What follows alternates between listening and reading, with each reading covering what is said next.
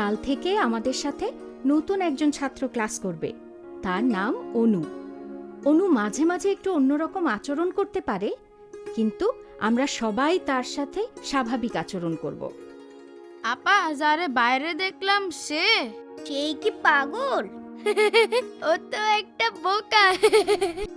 হ্যাঁ, তোমরা তাকে বাইরে দেখেছ, কিন্তু সে পাগল না।